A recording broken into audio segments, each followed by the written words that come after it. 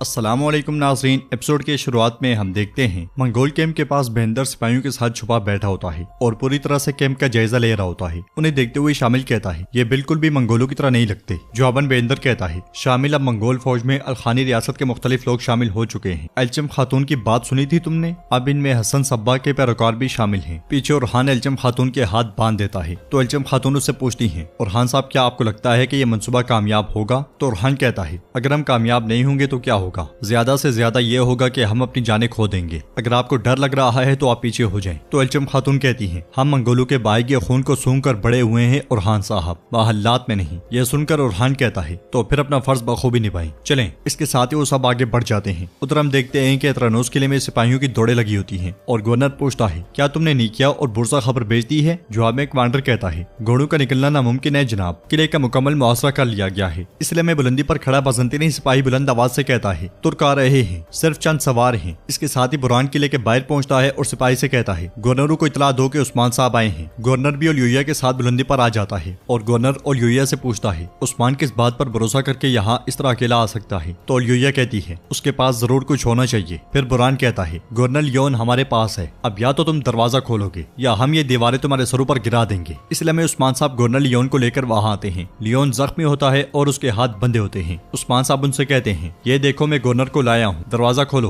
ओलोफेरा भी आंद्रा के साथ ये सारा मंजर देखने लग जाती है और कुछ देर सोचने के बाद गवर्नर और यूया के साथ सैन में आ जाता है और यूया उससे कहती है, लियोन उसके पास है, आने दो उसे। यह सुनकर गवर्नर सिपाहियों से कहता है, दरवाजा खोलो। दरवाजा खुलते साथ ही उस्मान साहब लियोन को लेकर अंदर दाखिल होते हैं और उसे जमीन पर फेंकते हुए कहते हैं, क्या आपने कभी नहीं सुना कि हमारे खिलाफ गलत करने वालों की सजा क्या होती है? ये आपके सामने है। ये कहते साथ ही उस्मान साहब उसकी रस्सी भी फेंक देते हैं और मजीद कहते हैं, अब ये तुम्हें बताएगा इसने तुम्हें किस तरह बेचा और कैसे तुम्हें धोखा दिया। लेकिन ये सुनकर आप बिल्कुल खुश नहीं होंगे। यह सुनकर ओलिया और गवर्नर हैरानो परेशान हो जाते हैं। उधर हम देखते हैं कि ओरहान सिपाहियों के साथ घोड़े पर सवार एल्चम खातून को बांधे हुए मंगोल पड़ाव में दाखिल हो रहा होता है। उन्हें देखकर मंगोल नौकर तलवारें लेकर उनकी जानिब बढ़ते हैं तो ओरहान कहता है, नौकरों हम दुश्मन नहीं हैं, हम उस कैदी को ले आए हैं जो तुमसे भाग निकली थी। क्या तुम इसे नहीं ढूंढ रहे? जवाब में एक सिपाही कहता है, हाँ हम इसे ढूंढ रहे हैं, लेकिन तुम कौन हो? वहाँ पे लटकी हुई दो लाशें देखकर एल्चम खातून गमगीन होते हुए कहती है, बाबा। उन्हें इस तरह से देखकर ओरहान एकदम से घोड़े से उतर जाता है और आहिस्तगी से कहता है, हमने जो मंसूबा बनाया है उसे मत भूलना, मजबूत रहो। फिर मंगोल सिपाहियों से कहता है, हम ताजुद्दीन नोयान के वो जंगजू हैं जिन्हें सरहदी इलाकों से इकट्ठा किया गया है। अगर तुम हमारे खिलाफ तलवारें उठाओगे तो तुम में से कोई भी जिंदा नहीं रहेगा। अब ताजुद्दीन नोयान ने इस कैदी के बदले सोना देने का वादा किया है, वो सोना हमें दे दो। तो सिपाही कहता है, हम सोना देंगे, लेकिन पहले औरत को हवाले करो। जवाबन ओरहान कहता है, रुको जरा, सिर्फ एक चीज जो हम तुम्हें देंगे वो हमारी फौलादी तलवारों की जरब है। ये कहते साथ ही वो एल्चम खातून की रस्सी काट डालता है और वो सब मंगोलों पर टूट पड़ते हैं। अचानक हमले की वजह से मंगोल बिल्कुल संभल नहीं पाते। वैसे भी उस्मान साहब के साथियों का भरपूर साथ दे रहा होता है और मंगोल मुसलसल जहन्नुम वासिल होते ही चले जाते हैं। एल्चम खातून भी बहुत बहादुरी से लड़ रही होती हैं और फिर उन लाशों की जानिब बढ़ती हैं जिनके चेहरे ढके होते हैं। उधर उस्मान साहब गवर्नरों और ओलिया के साथ मरकजी कमरे में मौजूद होते हैं और जमीन पर पड़े हुए गवर्नर लियोन से कहते हैं, अब इन्हें सब कुछ बताओ। तो लियोन कहता है, जो शख्स ये जानता है कि वो मरने वाला है वो क्यों सब कुछ बताएगा? जवाबन उस्मान साहब कहते हैं, अगर जिंदा रहने के लिए कुछ बताना पड़ता है तो यकीनन सब कुछ बताओगे। ये कहते साथ ही उस्मान साहब एक शीशी सामने करते हुए कहते हैं, क्या तुम जानते हो कि ये क्या है? इस बोतल के अंदर तुम्हारी जिंदगी है। तो लियोन एकदम से कहता है, तरियाक। ये कहते साथ ही वो तरियाक छीनने की कोशिश करता है मगर उस्मान साहब उसे पीछे धकेल देते हैं और कहते हैं, अब इन्हें सब कुछ बताओ। तो लियोन बोल पड़ता है, अमीर गुरकलो खान ने मुझे एक कासिद भेजा था जिसने मुझे उनकी खिदमत करने की दावत दी थी। मैंने उस्मान साहब के खिलाफ उसकी मदद की। ये कहते साथ ही वो तरियाक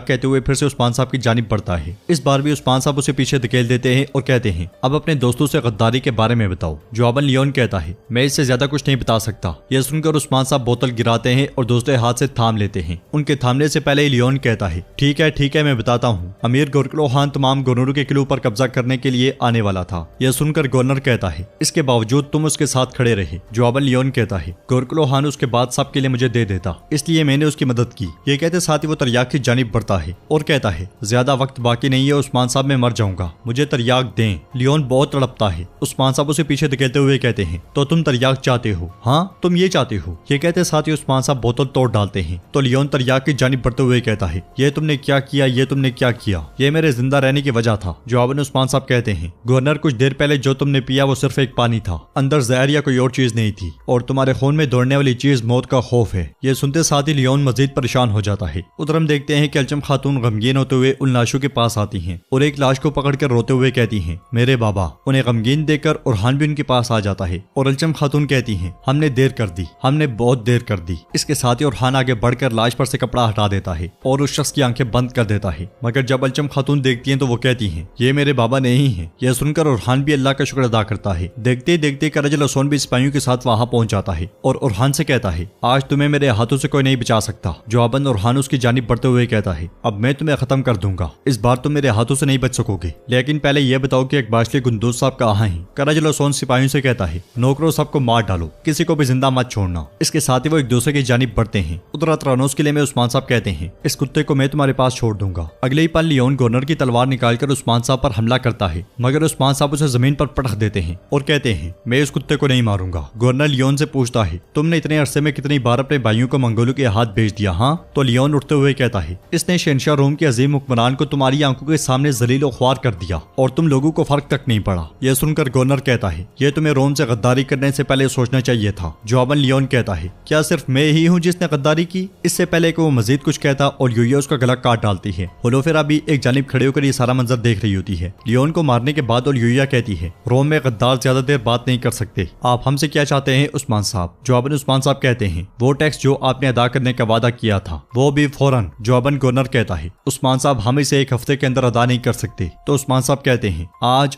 ही अदा करोगे, हफ्ता तो दूर की बात, वरना मैं उससे दुगना लूंगा, वो भी जबरदस्ती से। ये कहते साथ ही उस्मान साहब चले जाते हैं। उनके जाने के बाद यूया गवर्नर से कहती है, हमारे पास कोई और रास्ता नहीं गवर्नर्स, मैं शहंशाह को खत लिखूंगी, मैं उससे कहूंगी कि वो रोम के जल्लाद को अपने सिपाहियों के साथ भेज दे। यह सुनकर होलोफेरा बहुत ज्यादा परेशान हो जाती है और गवर्नर कहता है, अगर रोम का जल्लाद आया तो सिर्फ उस्मान ही नहीं बल्कि इन सरजमीनों में रहने वाले सब लोगों को शदीद तकलीफ पहुंचेगी। हम रोम के जल्लाद को नहीं रोक सकते। और यूया जवाबन यूया कहती है, मुझे मालूम है, मैं जानती हूँ कि शहंशाह भी उसे नहीं रोक सकता। मैं ये नहीं बोली कि उसने माजी में क्या किया, लेकिन हमारे पास कोई और रास्ता नहीं है, सिर्फ रोम का जल्लाद ही उस्मान को शिकस्त दे सकता है। इसके साथ ही वो सब कमरे से निकल जाते हैं और होलोफेरा कहती है, अगर वो यहाँ पे आया तो सब फना हो जाएंगे। उरहान ये कहने के बाद वो भी तेजी से आगे बढ़ जाती है। उधर हम देखते हैं कि मंगोल पड़ाव में जबरदस्त लड़ाई हो रही होती है। करजल हसन और उरहान एक दूसरे पर ताबड़तोड़ हमले कर रहे होते हैं, मगर काफी महारत से दोनों एक दूसरे से बचते हैं। बिलाखिर उरहान उसे जमीन पर थप्पड़ मारकर फेंक देता है और तमाम मंगोल सिपाही भी मारे जाते हैं। उरहान करजल हसन के ऊपर बैठकर जमकर उसकी धुलाई करता है, फिर कहता है, तुमने मेरे खानदान और मेरे लोगों के साथ जो कुछ किया उसका बदला अदा करोगे। फिर उसे बिठाते हुए कहता है, मैंने तुमसे कहा था कि आज तुम मेरे हाथ से नहीं बचोगे, अब या तो करजल हसन यहाँ पे तुम बात करोगे या मैं तुम्हारा सर कलम कर दूंगा। अलचम खातून उसे लात मारते हुए कहती हैं, बोलो तुम बुज़दिल, मेरे वालिद कहाँ हैं, मेरी भाभी कहाँ है, बोलो। और खान अलचम खातून को पीछे करता है और करजल हसन कहता है, तुम्हें क्या लगता है तुम उसे ढूंढ लोगे? ताजुद्दीन नोयान ने उसके लिए अंजाम तैयार कर रखा है। अलचम खातून को पुरस्कून करने के बाद उरहान सिपाहियों से कहता है, हम इस कुत्ते से बातें निकलवाएंगे, लेकिन यहाँ नहीं, हम इसे यानी शहर लेकर जाएंगे। बेंदर साहब इस कुत्ते को यानी शहर ले जाएं, यह जिंदान में इंतजार करेगा। इसके साथ ही सिपाही करजल हसन को दबोच लेते हैं और वो सब वहां से रवाना हो जाते हैं। इसके साथ ही नाजरीन एपिसोड इख्तिताम पजीर होती है। अगर आपको वीडियो पसंद आई तो वीडियो को लाइक